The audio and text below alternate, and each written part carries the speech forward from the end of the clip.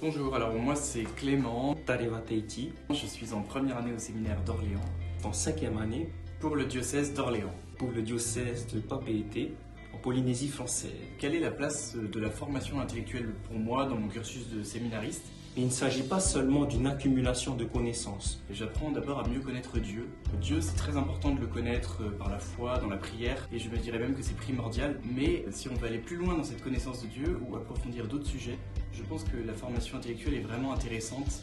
Elle va nous permettre Culture, une certaine formation, s'exercer à la lecture et puis aux sciences aussi, qui sont très importantes, mais c'est aussi se laisser façonner par ces connaissances que nous recevons pour pouvoir témoigner du Christ. vraiment de mieux cerner certains attributs de Dieu que on n'avait pas forcément compris, sa façon d'agir, sa pédagogie. Il s'agit aussi de comprendre le monde dans lequel nous vivons, pouvoir comprendre ce monde et le rejoindre aussi, tel qu'il est, pouvoir être audible, pouvoir être crédible aussi. Et qu'on apprend aussi à mieux se connaître soi-même.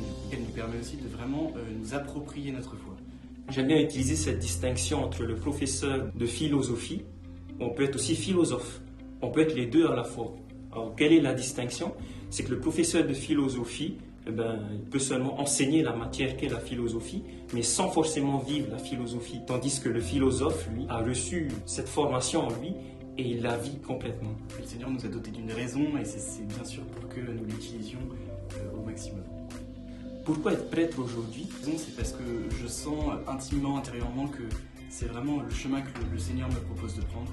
C'est vraiment ce à quoi il m'appelle. Je dirais que ce qu'il y a de merveilleux avec le Seigneur, c'est qu'il n'y a jamais de contradiction entre ce qu'il veut nous faire vivre et ce que nous aspirons à vivre en fait, au plus profond de nous-mêmes. J'aimerais tout simplement reprendre une petite citation du pape Benoît XVI. À l'origine du fait d'être chrétien, il n'y a pas une grande décision éthique, une grande idée, mais tout simplement la rencontre avec un événement, la rencontre avec une personne qu'est le Christ.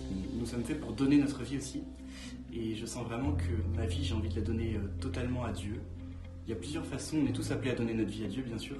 Cette foi, je l'ai reçue très tôt dans ma famille. Donc j'ai rencontré le Christ à travers ma famille, qui a vraiment été témoin de l'amour du Christ. Et je ressens aussi un grand désir d'être un ouvrier à la moisson du Seigneur. Il a dit les ouvriers sont peu nombreux.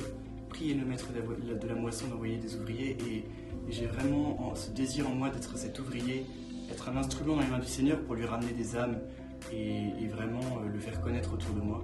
Le service, le don de soi. Voilà, à travers des actes simples, on peut témoigner du Christ, qui est tout amour.